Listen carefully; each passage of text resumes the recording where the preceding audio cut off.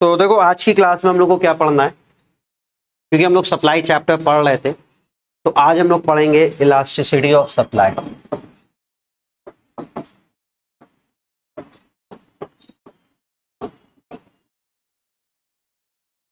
Elasticity of supply में हम लोग सिर्फ और सिर्फ क्या पढ़ेंगे, प्राइस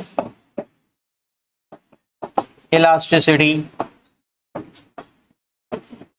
ऑफ सप्लाई।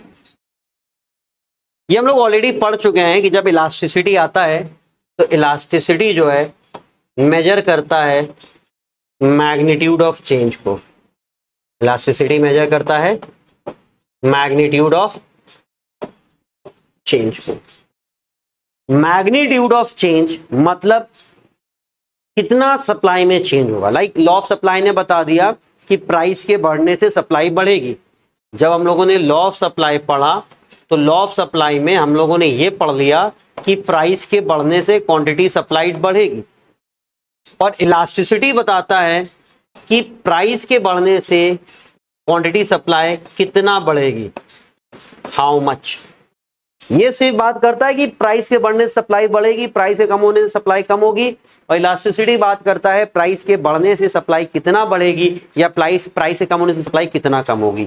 तो ये क्वालिटेटिव इन नेचर होता है, ये क्वांटिटेटिव इन नेचर होता है। क्वांटिटेटिव इन नेचर होने का मतलब है ये एग्जैक्टली मेजर करता है चेंज इन सप्लाई को। ये क्वालिटेटिव नेचर का होने का मतलब है सिर्फ डायरेक्शन ऑफ चेंज बताता है। ठीक है, ये क्या बताता है law of supply, direction of change, कैसे सप्लाई चेंज होगी। और ये क्वांटिटेटिव इन नेचर का मतलब है कि ये मैग्नीट्यूड ऑफ चेंज बताता है कि सप्लाई कितना चेंज होगी। तो हम बात करते हैं यहाँ पे प्राइस इलास्टिसिटी ऑफ सप्लाई की। तो अगर हम प्राइस इलास्टिसिटी ऑफ सप्लाई को डिफाइन करें, अगर हम प्राइस इलास्टिसिटी ऑफ सप्लाई को डिफाइन करें तो कैसे डिफाइन करेंगे, it measures the degree of responsiveness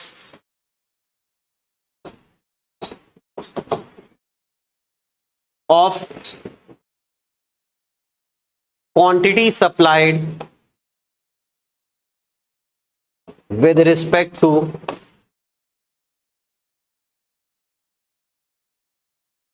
change in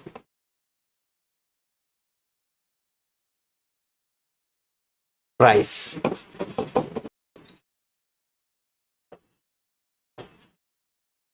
Of a commodity. It measures the degree of responsiveness of quantity supplied with respect to change in price of a commodity। कि price के change होने से quantity supplied कितना change होगा, है ना। Degree of responsiveness already explain कर चुके हैं जब इलास्टिसिटी ऑफ डिमांड पढ़ा था। डिग्री मतलब कितना, रिस्पॉन्ड मतलब चेंज होना। तो डिग्री ऑफ रिस्पॉन्सिवनेस किसकी बात कर रहा है, चेंज होने की। किसके चेंज होने की, क्वांटिटी सप्लाइड के। तो क्वांटिटी सप्लाइड कितना चेंज होगा, कब, जब प्राइस चेंज होगा। तो हम लोग प्राइस इलास्टिसिटी ऑफ सप्लाई को लिख सकते हैं प्रोपोर्शनेट या percentage change in quantity supplied upon proportionate या परसेंटेज चेंज इन प्राइस। एक चीज, प्राइस इलास्टिसिटी ऑफ सप्लाई पे बेस्ड न्यूमेरिकल सिलेबस में नहीं होते हैं। ठीक है, तो या तो आप इस तरीके से लिख सकते हो, या इसी को अगर आप फॉर्मूला बनाओगे तो delta Q upon Q into P upon delta P, same वही फॉर्मूला बनेगा, where delta Q change in quantity supplied को रिप्रेजेंट करेगा, क्यू सप्लाई ओरिजिनल सप्लाई को रिप्रेजेंट करेगा, पी ओरिजिनल प्राइस को रिप्रेजेंट करेगा, and delta P change in price को represent करेगा। तो ये हमारा प्राइस इलास्टिसिटी ऑफ सप्लाई। ठीक है, अब जैसे हम लोगों ने डिमांड के टाइप्स पढ़े थे वैसे सप्लाई की भी टाइप्स पढ़ेंगे, लेकिन प्राइस इलास्टिसिटी ऑफ सप्लाई के बारे में एक चीज समझो कि it is always positive. Demand was always negative, it is always positive. Why always positive, because of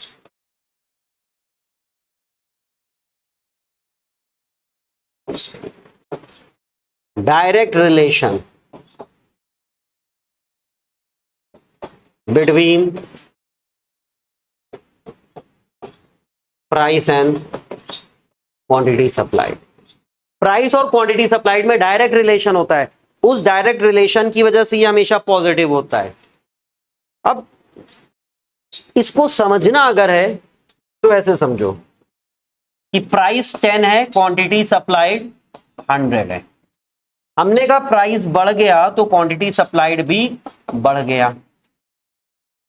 अब जब आप फॉर्मूला लगाते हो कैलकुलेशन का, तो आप चेंज इन प्राइस जो फाइंड करोगे, चेंज इन प्राइस जो करोगे वो P1 माइनस P यानी कि new price minus old price करोगे।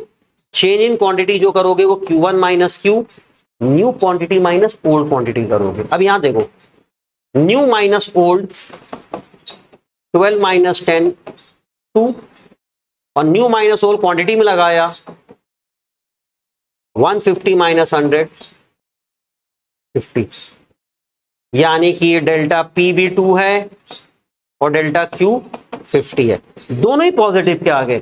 जब आप फॉर्मूले में वैल्यू पुट करोगे delta Q upon Q into P upon delta P, क्योंकि दोनों पॉजिटिव है तो आंसर पॉजिटिव का आएगा।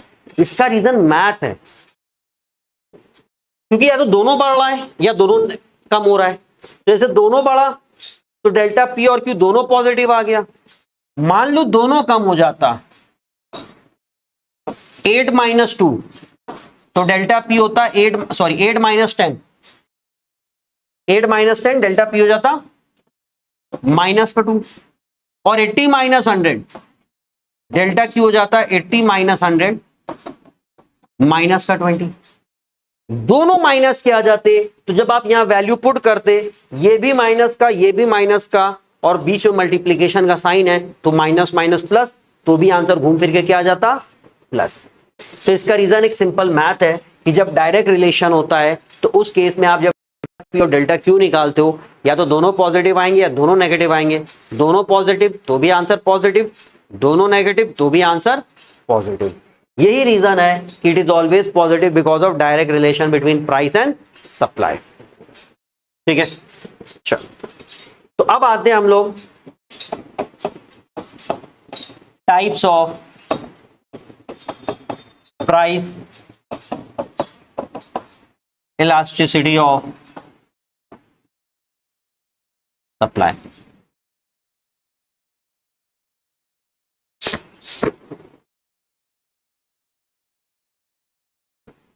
अब देखो क्या है, ज्यादा इसमें डिटेल में जाना नहीं पड़ेगा, क्योंकि एग्जैक्टली सेम वही टाइप्स हैं जो हम लोगों ने डिमांड में पढ़े थे। ठीक है, तो पहला क्या है, perfectly elastic. Perfectly elastic demand जब एक्सप्लेन किया था थोड़ा डिफरेंट तरीके से एक्सप्लेन किया था। परफेक्टली इलास्टिक जब आप सप्लाई एक्सप्लेन करोगे तो आप थोड़ा डिफरेंट तरीके से करोगे। कैसे एक्सप्लेन करोगे परफेक्टली इलास्टिक सप्लाई? इसमें आप लिखोगे when supply respond by infinite change due to negligible change in price। Price में एक बिल्कुल नेगेटिव कह बहुत नेग्लिजिबल मतलब ना के बराबर। नेग्लिजिबल वर्ड ऐसे समझो कि आपके सर पे बाल हैं, उस पे से आपने एक बाल तोड़ दिया, तो आपके जब सर से एक बाल गया तो उसका इफेक्ट आपके बालों पे क्या पड़ेगा, ना के बराबर। इतने बाल हैं यार, एक बाल से क्या जा रहा है। आप जिसके सर पे 4 ही बाल हैं वो तोड़ेगा तो फिर तो मुश्किल, उसका इफेक्ट बड़ा हो जाएगा। जिनके घने बाल हैं वो तोड़ के देख लो, एक बाल से कोई फर्क नहीं पड़ता, उसको कहते हैं नेग्लिजिबल, ना के बराबर। कि प्राइस में बहुत ना के बराबर चेंज हुआ और डिमांड सप्लाई रिस्पॉन्ड करता है इनफाइनाइट। ठीक है, ये जो केस है ये होता है अक्सर परफेक्ट कंपटीशन में। ये हम लोग आगे फॉर्म्स ऑफ मार्केट चैप्टर पढ़ेंगे कि उसमें एक परफेक्टली कॉम्पिटिटिव मार्केट होती है, वहां पे जो सप्लाई होती है वो परफेक्टली इलास्टिक होती है। तो अगर हम सप्लाई कर्व को बनाएं, origin y axis, price x axis, यहां प्राइस, यहां क्वांटिटी सप्लाइड, ये प्राइस। कि प्राइस में एकदम माइन्यूट सा चेंज, एकदम नेग्लिजिबल, और सप्लाई क्या है, इनफाइनाइट रहेगी। तो आप ऐसे कह सकते हो कि ऑलमोस्ट प्राइस चेंज ही नहीं, एक गिवन प्राइस पे सेलर जितना चाहे बेच सकता है, जो कि एक परफेक्टली कॉम्पिटिटिव मार्केट में होता है कि आपको एक प्राइस मिल गया, उस प्राइस पे आप जितना चाहो उतना बेच लो, ना प्राइस बढ़ा सकते हो ना प्राइस कम कर सकते हो। अगर प्राइस कम करने का तो कोई मोटिव होता ही नहीं, क्योंकि आपने कम किया तो सब लोग कम कर लेंगे, तो आपके उसमें कोई फर्क आना नहीं, जैसे प्राइस तो कोई कम करता नहीं है। और अगर आप प्राइस बढ़ा रहे हो ना, उसका भी कोई खास फर्क पड़ना नहीं, क्योंकि प्राइस बढ़ाने का भी इंसेंटिव नहीं होता, परफेक्टली कॉम्पिटिटिव मार्केट है, कोई आपसे खरीदेगा नहीं। तो एक गिवन प्राइस पे आप जितना बेच सकते हो बेच लो। तो हमारा जो सप्लाई कर्व होता है वो पैरेलल टू एक्स एक्सिस होता है, और ES की जो वैल्यू होती है, प्राइस इलास्टिसिटी ऑफ सप्लाई की, वो यहाँ पे इंफिनिटी होती है for supply respond by infinite change. ठीक है, तो यहाँ पे एक सिंपल सा मतलब याद रखो कि भैया सेलर कह रहा है कि इसी प्राइस पे हम जितना बेचेंगे बेचेंगे, प्राइस थोड़ा सा भी कम हुआ तो अपनी सप्लाई को जीरो कर देंगे, इससे कम हम नहीं बेचेंगे। ठीक है, हम इससे कम नहीं बेचेंगे। तो इसलिए प्राइस यहां पे क्या हो रहा है, चेंज नहीं हो रहा है, एकदम उत्ते पे ही है, ना प्राइस बढ़ेगा ना प्राइस कम होगा। चलिए सेकंड है परफेक्टली इनइलास्टिक। परफेक्टली इनइलास्टिक कब यूज करते हैं, जीरो के लिए, जहां चेंज ना हो। When there is no change in quantity supplied due to any change in price। जैसे रेयर आर्टिकल्स में होता है, ठीक है, एंटीक्स में होता है, या शॉर्ट रन में अगर हम सप्लाई कर्व की बात करें, ठीक है, सॉरी एग्रीकल्चरल प्रोडक्ट की बात करें, याद रखें इसका एग्जांपल अगर हम आपको दें तो रेयर आर्टिकल्स, मोनालिसा की पेंटिंग हो गई, कुछ भी हो गई, इनका प्राइस कुछ भी हो जाए, इनकी सप्लाई बढ़ नहीं सकती है, क्योंकि मोनालिसा बनाया था जिसने वो मर चुका है, लियोनार्डो, ठीक है, डाविंची, डिकैप्रियो नहीं, वो मर चुका है, अब उसकी सप्लाई बढ़ नहीं सकती है। ठीक है, अब उसकी सप्लाई बढ़ नहीं सकती है, उसकी सप्लाई फिक्स है, चाहे प्राइस कुछ भी हो जाए। उसी तरह शॉर्ट रन, शॉर्ट रन क्या होता है कि भाई अब जैसे प्याज सीजन चला गया, प्याज जितनी होनी थी हो गई, अब यहां पे आप प्राइस कुछ भी हो जाए, प्राइस की सप्लाई नहीं बढ़ा सकते हो, शॉर्ट रन में नहीं बढ़ सकती है। लॉन्ग रन में क्यों बढ़ेगी, क्योंकि लॉन्ग रन में अगला सीजन आ जाएगा तो और फसल हो जाएगी, या लॉन्ग रन में आप बाहर से इंपोर्ट करा लोगे। तो ये चीज होती है तुम्हारा एंटीक्स रेयर आर्टिकल के किस में, या एग्रीकल्चरल प्रोडक्ट की सप्लाई में, लेकिन शॉर्ट रन में। यहां पे क्या है कि प्राइस कुछ भी हो जाए, सप्लाई चेंज नहीं हो सकती है। ओरिजिन वाई एक्सिस पे प्राइस, एक्स एक्सिस पे क्वांटिटी सप्लाइड, तो ये फिक्स है, ये फिक्स ही रहेगी, चाहे प्राइस आपका P हो जाए, चाहे प्राइस आपका P1 हो जाए, चाहे प्राइस आपका P2 हो जाए। अब हम जो चीज था यार, हाँ भाई, तो यहाँ पे प्राइस कुछ भी हो जाए, सप्लाई फिक्स रहेगी।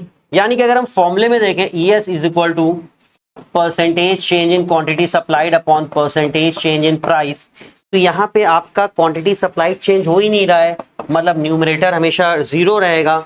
तो अब चाहे डिनोमिनेटर की वैल्यू कुछ भी लिख लो, ओवरऑल आंसर जीरो आएगा, यानी कि यहाँ पे ES क्या हो जाता है, जीरो हो जाता है। अच्छा, सेम यही चीज यहाँ पे भी आप देख सकते हो कि ES is equal to percentage change in quantity upon percentage change in price होता है। यहाँ पे क्योंकि प्राइस चेंज नहीं हो रहा है, डिनोमिनेटर में जीरो आएगा, और डिनोमिनेटर में जीरो तो हम लोग क्या ले लेंगे, इंफिनिटी। ये दो क्लियर है। इसके बाद आता है इलास्टिक।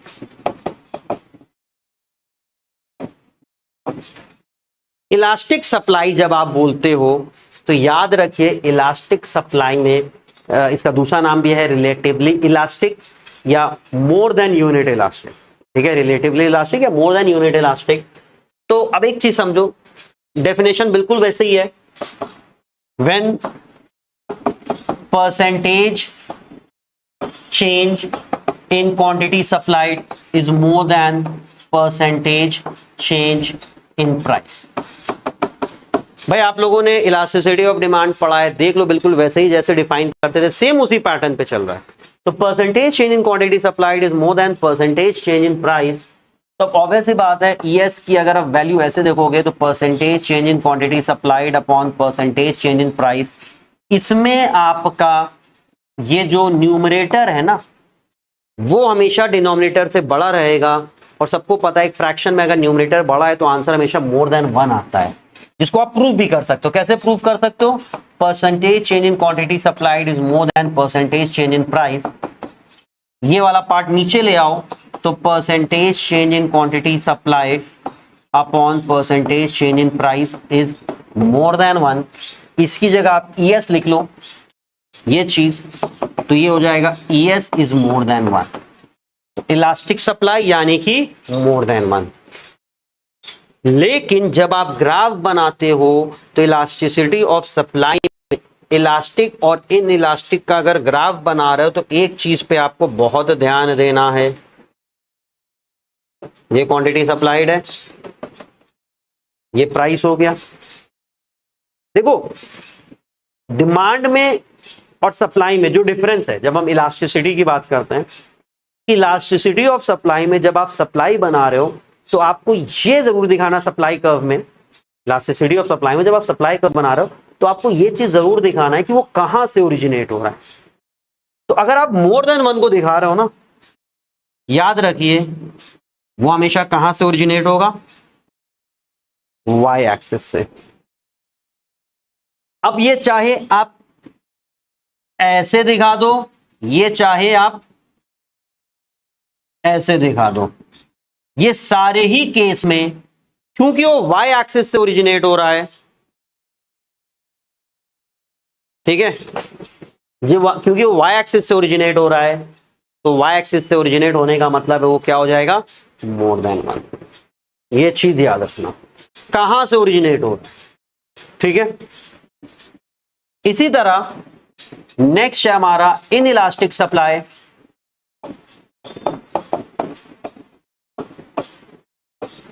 यानी कि रिलेटिवली इन इलास्टिक या रिलेटिवली लेस इलास्टिक भी बोलते हैं, रिलेटिवली लेस इलास्टिक भी बोलते हैं, लेस देन यूनिट इलास्टिक भी बोलते हैं, जिसको हम क्या बोल सकते हैं? Percentage change in quantity supplied is less then percentage change in price. यानी कि ईएस की जो वैल्यू होती है percentage change in quantity upon percentage change in price, इसमें हमारा क्वांटिटी सप्लाइड हमेशा कम होगा, मतलब न्यूमरेटर हमेशा छोटा होगा। किसी भी फ्रैक्शन में न्यूमरेटर अगर डिनोमिनेटर से छोटा है तो answer will always be less than 1। Answer हमेशा 0 पॉइंट समथिंग आएगा। आप चाहो तो 10 फ्रैक्शन ले लो, कोई भी 10 फ्रैक्शन ले लो, 12 तो नीचे 15, 10 तो नीचे 11, 8 तो नीचे 10, नीचे हमेशा बड़ा, डिनोमिनेटर में हमेशा बड़ा नंबर लगाइएगा, आंसर जो आएगा 0 पॉइंट समथिंग ही आएगा। तो percentage change in quantity is less then percentage change in price, इसको नीचे ले आते हैं तो percentage change in quantity upon percentage change in price is less than 1। इस पूरे की जगह पे ईएस आ जाएगा, तो ईएस इज लेस देन 1। अब एक ने पूछा सर इसको क्यों आप नीचे ला रहे हैं, उसको भी तो नीचे ले जा सकते हैं। भाई फॉर्मूला ही है, प्राइस डिनोमिनेटर में आएगा इसलिए प्राइस को ले जाते हैं। अब जब आप इसमें डिमांड सप्लाई कर्व बनाओगे तो जैसा कि हमने बोला कि कहां से ओरिजिनेट हो रहा है ये दिखाना बहुत जरूरी है। वाई एक्सिस पे प्राइस शो कर रहे हैं, एक्स एक्सिस पे क्वांटिटी सप्लाइड शो कर रहे हैं। तो जैसे मोर देन में वाई एक्सिस से था, लेस देन हमेशा एक्स एक्सिस से ओरिजिनेट होएगा। तो अगर आप दोनों को एक साथ बनाओ, origin, price, quantity supplied, x, ये मोर देन, ये लेस देन, दोनों सप्लाई कर्व है।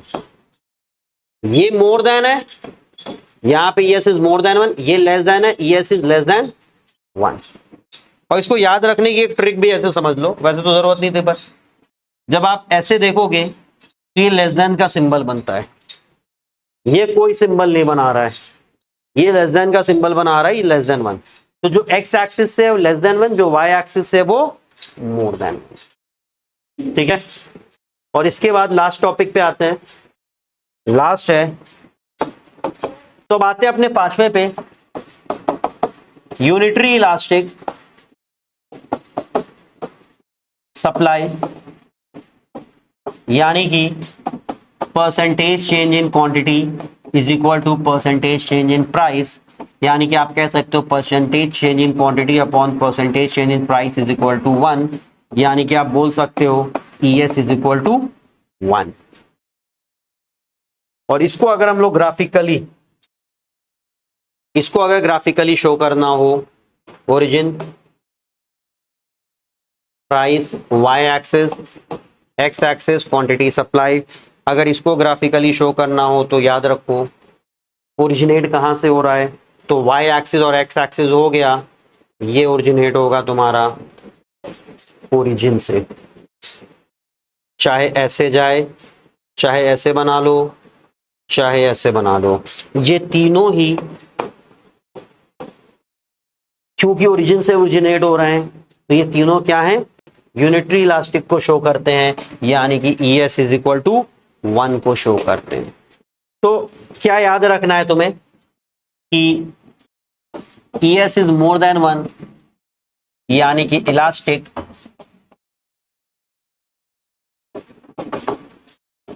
originates from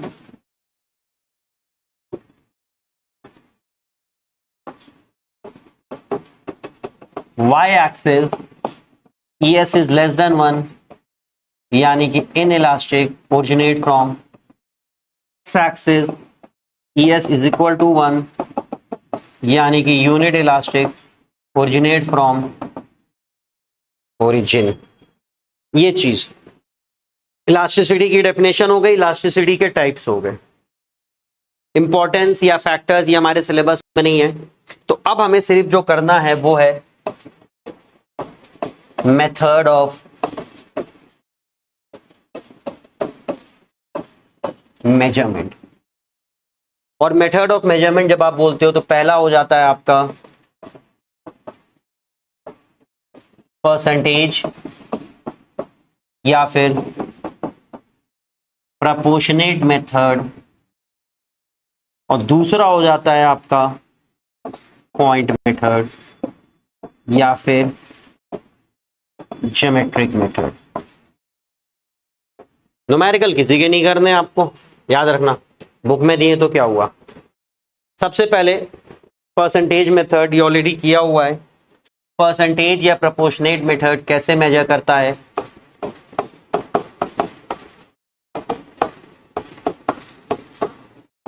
ये है, अगर प्राइस इलास्टिसिटी ऑफ सप्लाई को मेजर करना है तो ये क्या करता है, ratio of proportionate change in quantity supplied and proportionate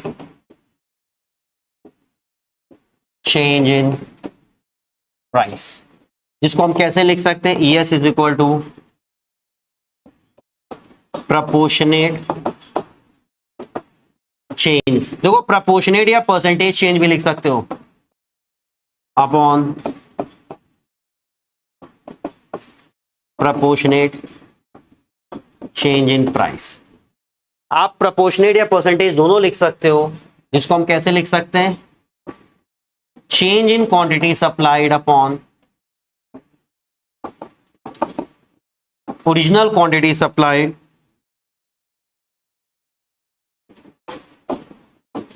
और change in price upon original price, और वैसे बात है इंटू 100 वो कैंसिल हो जाता है। इस चेंज इन क्वांटिटी सप्लाइड को लिखते हैं डेल्टा Q अपॉन Q, और चेंज इन प्राइस ये पूरा आता है डेल्टा P अपॉन P, जो हो जाता है delta Q upon Q into P upon delta P। ये इजी है, जो डिमांड में पढ़ा ना सेम वैसे ही। हमने प्रोपोर्शनेट लिखा, परसेंटेज भी लिख सकते हो, कोई दिक्कत नहीं है। इसमें जो इंपॉर्टेंट होता है वो होता है point method. Point method, point method में इलास्टिसिटी आप कैसे मेजर करते हो? आप एक सप्लाई कर्व बनाते हो, ठीक है, X axis origin, Y axis price, quantity, supply, एक स्ट्रेट लाइन। पॉइंट मेथड याद रखना लीनियर और नॉन लीनियर दोनों पे लगता है। हम फिलहाल एक्सप्लेन कर रहे हैं लीनियर। अगर क्वेश्चन में लीनियर बोले लीनियर करना, नॉन लीनियर बोले नॉन लीनियर करना। और आपको इलास्टिसिटी मेजर करनी है इस पॉइंट टी पे। आपको इलास्टिसिटी मेजर करनी इस पॉइंट टी पे। तो देखो पॉइंट मेथड में आप क्या करते हो, आप जो सप्लाई कर्व है एसएस कर्व, उसको एक्सटेंड करते हो to meet either, basically to meet X axis, ठीक है, उसको एक्सिस पे टच कराते हो और जिस पॉइंट पे मीट करता है मार्क इट एज ए। आप सप्लाई कर्व को एक्सटेंड करके कहां मीट कराते हो? एक्सिस पे एक्सटेंड कराते हो। जैसे ये है तो इसको हमने मीट करके एक्सिस पे एक्सटेंड कराया, जहां पे मीट कर गया वहां पे इसको हमने क्या बोल दिया? ए, ठीक है। जहां पे मीट करेगा वहां पे इसको हम क्या बोलेंगे? ए बोलेंगे। इतना समझ गए? और फिर इस टी से आप एक परपेंडिकुलर ड्रॉ करते हो एक्स एक्सिस पे, from point T, from point T अब परपेंडिकुलर, परपेंडिकुलर समझते हो ना, drawn on X axis, mark it as B. तो आपने एक सप्लाई कर्व को एक्सटेंड किया, एक्सिस पे मीट कराया और इसको एक परपेंडिकुलर ड्रॉ किया, उसको मार्क किया बी। तो बेसिकली ये बी तुम्हारा क्वांटिटी सप्लाइड को भी रिप्रेजेंट करता है। बी किसको रिप्रेजेंट करता है? क्वांटिटी सप्लाइड को भी रिप्रेजेंट करता है। तो ओबी का मतलब हो गया यहां पे क्वांटिटी सप्लाइड, ठीक है। और फिर आप इलास्टिसिटी के लिए फॉर्मूला लगाते हो A B upon O B. Elasticity को मेजर करने के लिए फॉर्मूला क्या लगाते हो? A B upon O B. यह हम एक कॉन्सेप्ट समझा रहे थे कि कैसे हम लोग करते हैं, ठीक है। हमें सप्लाई कर्व दिया, हम सप्लाई कर्व को एक्सटेंड करते हैं और जहां पे वो एक्सिस को मीट कर जाए, चाहे एक्स एक्सिस को मीट करे, चाहे ओरिजिन को मीट करे, चाहे वाई एक्सिस को मीट करे, उसे क्या देते हैं? ए। हमें उसको बेसिकली एक्स एक्सिस पे ही मीट कराना है, याद रखना। Supply curve extend to meet X axis, basically इस पे मीट कराना, उसको एक्स एक्सिस पे ही मीट कराना है। कैसे भी मीट कराएंगे वो एक्स एक्सिस पे ही मीट होएगा। और फिर टी से एक परपेंडिकुलर ड्रॉ होता है जो कि बी कहलाता है, वो क्वांटिटी सप्लाइड को रिप्रेजेंट करता है। अब एक चीज, ये जब आप सप्लाई कर्व को आप एक्स एक्सिस पे मीट कराने की बात कर रहे हो तो यहां पे तीन पॉसिबिलिटी बनती हैं। क्योंकि ये आपका सप्लाई कर्व है, ये आपने बनाया, ये ओरिजिन हो गया, ये एक्स एक्सिस हो गया, ये वाई एक्सिस हो गया, ये सप्लाई कर्व एस एस हो गया। तो या तो ये भाई यहां पे आएगा तो आप इसको ले जाके यहां पीछे मीट कराओगे एक्स एक्सिस पे, तो ये नेगेटिव एक्स एक्सिस पे चला जाएगा, ठीक है। ये किधर चला जाएगा? नेगेटिव एक्स एक्सिस पे चला गया। या फिर वो ऐसे पॉजिटिव साइड पे मीट कर जाएगा, या फिर वो ओरिजिन पे ही मीट कर जाएगा। तीन पॉसिबिलिटी बनती है जब आप इसको एक्सप्लेन करते हो। कितनी पॉसिबिलिटी बनती है? तीन। या तो ओरिजिन पे जाएगा, या पॉजिटिव एक्स एक्सिस पे आएगा, या नेगेटिव एक्स एक्सिस पे आएगा। कि जब आप यहां पे सप्लाई कर्व को एक्सटेंड कर रहे हो, एक्स एक्सिस पे उसको मीट कराते हो, जिसको आप ए मार्क करते हो, या तो पॉजिटिव साइड पे एक्स एक्सिस को मीट करेगा, या फिर वो नेगेटिव साइड पे एक्स एक्सिस को मीट करेगा, या फिर ओरिजिन पे मीट करेगा। तो इसके बेसिस पे हम लोग को 3 ग्राफ इसमें बनाना होता है। पहले तो हम ये बेसिक जो लिखना होता है वो लिख देते हैं, जो फॉर्मूला होता है वो लिख देते हैं, A B upon O B, ठीक है। ए बी ये डिस्टेंस हो गया, ओ बी ओरिजिन यानी कि क्वांटिटी सप्लाइड हो गया। तो अब आप देखो इसी हिसाब के आप ग्राफ बनाओगे। ये आपने पहला ग्राफ बनाया, एक्स एक्सिस वाई एक्सिस पे प्राइस, एक्स एक्सिस पे क्वांटिटी सप्लाइड। आपका ये सप्लाई कर्व आपने इसको लिख दिया एस, यहाँ पे एस, ये पॉइंट टी है जिस पे आप मार्क कर रहे हो। तो ऐसे एक परपेंडिकुलर ड्रॉ किया एक्स एक्सिस पे जिसको हमने बी बोला, और इसको एक्सटेंड किया और ये एक्स एक्सिस पे पॉजिटिव साइड पे मिल गया, इसको बी बोला। इसको क्या बोला? बी बोला। अब जो ES का फॉर्मूला है वो है A B upon O B. अब जो ES का फॉर्मूला है वो क्या बन रहा है? A B upon O B. और इस पिक्चर में अगर आप देखो ग्राफ में आपको बहुत क्लियरली विजिबल है, ये O है, आपने लिखा A B is less than O B, ऐसे ओ बी को नीचे ले आए तो A B upon O B is less than 1। A B upon O B ES को रिप्रेजेंट कर रहा है यानी कि ES इज लेस देन 1। तो आपने कह दिया इस पॉइंट T पे इलास्टिसिटी इज लेस देन 1। समझे? इसी तरह अगर आपको बोला गया इलास्टिक सो, ये तो इन इलास्टिक हो गया ना, ये तो क्या हो गया? इन इलास्टिक, क्योंकि लेस देन 1 है। फिर आप एक और ग्राफ बनाओगे, याद रखना आप एक और ग्राफ बनाओगे, इनलास्टिक दिखा लिया। अब आप एक और ग्राफ बनाओ, ये ओरिजिन, ये एक्स एक्सिस, ये वाई एक्सिस, यहां पे प्राइस, यहां पे क्वांटिटी सप्लाइड, ये आपका था सप्लाई कर्व, इसको आपने एक्सटेंड किया, ये नेगेटिव एक्स एक्सिस, ये सप्लाई कर्व, ये पॉइंट टी है, टी से आपने परपेंडिकुलर बनाया बी और टी को एक्सटेंड किया, वो एक्सटेंड होके वो कहां मिल रहा है? एक्स एक्सिस पे, लेकिन नेगेटिव साइड पे। आपको वो भी बनाना है, ये भी बनाना है। अब यहां पे बहुत क्लियरली विजिबल है कि A B is more than O B, क्योंकि ए बी ये है, ओ बीच में है, तो A B is more than O B, यानी कि A B upon O B is more than 1। ये नीचे आ गया ना, यानी कि ES इज मोर देन 1, जो कि क्या हो गया? इलास्टिक हो गया। आपने इलास्टिक का ग्राफ दिखा लिया। तीसरा बनाओगे, क्योंकि आपको यूनिट इलास्टिक भी दिखाना है। फिर आपने 3 बनाए, इसको एक्स एक्सिस लिखा, इसको ओरिजिन लिखा, इसको वाई एक्सिस लिखा, ये प्राइस हो गया, ये क्वांटिटी सप्लाइड हो गया। अब इस बार आप क्या करोगे?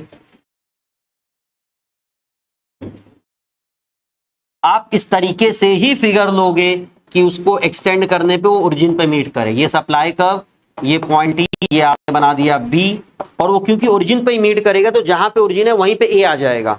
तो अब अगर आप लिखोगे A B is equal to O B, क्योंकि ए और ओ सेम है ना, ए और सेम है, तो आप लिख सकते हो A B upon O B is equal to 1। आप लिख दोगे ES इज इक्वल टू 1, जो कि हो जाएगा यूनिट इलास्टिक।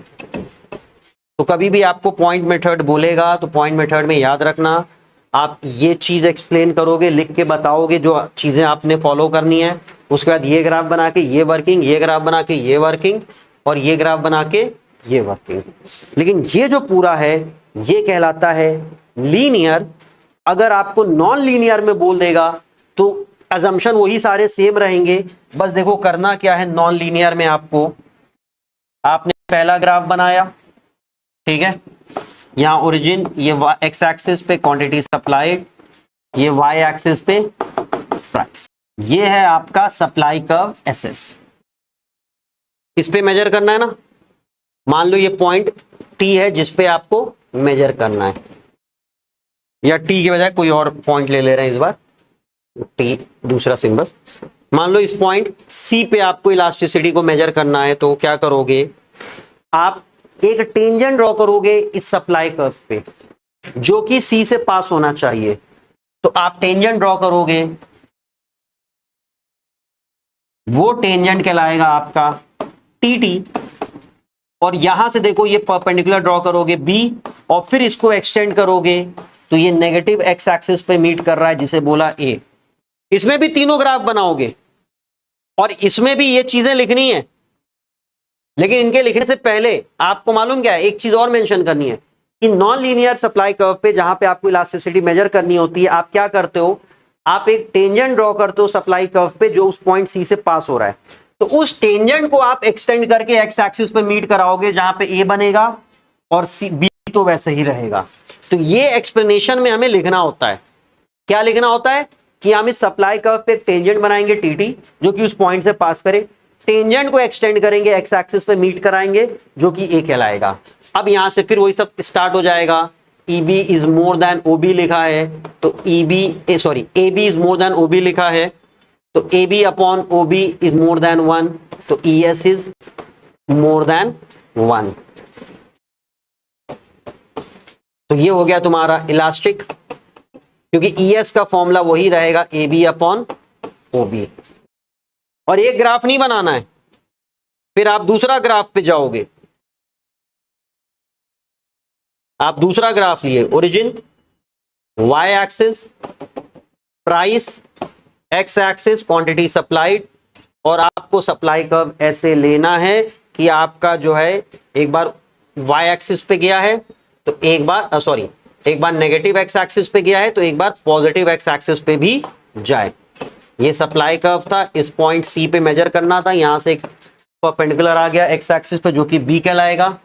ये हमने टेंजेंट व्हाइट लाइन से ड्रॉ किया है, सप्लाई कर्व का टेंजेंट है जो सी से पास हो रहा है, इसको एक्सटेंड किया, ये ए आ गया। तो ऐसे आपको 3 फिगर बनाने कि एक बार टेंजेंट पॉजिटिव साइड पे ओ और बी के बीच में आए और एक बार टेंजेंट नेगेटिव साइड के ओ के उधर आए। अब फिर यही चीज लिख दोगे, A B is less than O B तो AB upon OB is less than 1 यानी कि ES इज लेस देन 1, जिसे हम बोलेंगे इनइलास्टिक। बोर्ड में आता है ये 2 हो गया। और तीसरा अब आपको जो है यूनिटरी का शो करना है। Origin y axis, x axis quantity supplied, यहां पे आ गया प्राइस, आपने लिया सप्लाई कर्व SS, जो भी एक पॉइंट C मार्क किया। अब आपको याद रखो, इस हिसाब से आप बनाइए कि आपका जो है वो ओरिजिन पे टच ही होए, क्योंकि वही आपको लेना ही है। तो देखो ये जो व्हाइट लाइन से बनाया ये टेंजेंट है किसके, सप्लाई कर्व के, जो किस पॉइंट से पास हो रहा है, C से x एक्सिस पे परपेंडिकुलर आ गया जो कि B हो गया, और ये ओरिजिन पे टच कर रहा है यानी कि ओरिजिन पे ही A आ गया। जब ओरिजिन पे A आया है तो AB is equal to OB हो गया, यानी कि AB upon OB is equal to 1 हो गया, यानी कि ES इज इक्वल टू 1 हो गया, जो हो गया यूनिटरी इलास्टिक। तो देखो परसेंटेज मेथड में ऐसा कुछ है ही नहीं, तो इलास्टिसिटी ऑफ सप्लाई में पॉइंट मेथड ही आता है। लीनियर भी होता है, नॉन लीनियर भी होता है। क्वेश्चन में कुछ ना बोले तो लीनियर एक्सप्लेन करना, नॉन लीनियर बोले तो नॉन लीनियर एक्सप्लेन करना। तीनों में याद रखना आपको 3 ग्राफ बनाने हैं। लीनियर वाले में आप सिंपल सप्लाई कर्व, क्योंकि स्ट्रेट लाइन है तो उसको एक्सटेंड करके एक्स एक्सिस पे मीट कराते हो सकता है वो पॉजिटिव साइड पे मीट हो सकता है वो नेगेटिव साइड पे मीट हो सकता है वो ओरिजिन पे मीट हो। नॉन लीनियर पे आपको क्या करना होता है, क्योंकि सप्लाई कर्व है तो एक्स एक्सिस पे तो मीट ही नहीं करेगा, तो कर्व है ऊपर ऐसे जाएगा, तो आप जिस पॉइंट पे इलास्टिसिटी मेजर करना उस पे एक टेंजेंट ड्रॉ कर देते हो, सप्लाई कर्व का टेंजेंट जो कि उस पॉइंट से पास हो, और टेंजेंट को एक्सटेंड करते हो, एक्स एक्सिस से मीट कराते हो, एक बार पॉजिटिव साइड, एक बार नेगेटिव साइड और एक बार ओरिजिन। बाकी उस पॉइंट से एक्स एक्सिस पे एक परपेंडिकुलर जो कि बी कहलाता है, और फिर आप फॉर्मूला लगाते हो ES is equal to AB upon OB। इसमें न्यूमेरिकल हम लोग को करने नहीं है, तो यहाँ पे हमारा इलास्टिसिटी ऑफ सप्लाई कंप्लीट होता है, यानी कि पूरा सप्लाई चैप्टर कंप्लीट होता है। नहीं तो फिर नेक्स्ट क्लास में मार्केट मैकेनिज्म स्टार्ट करेंगे। तो पैकअप करते हैं आज के लिए।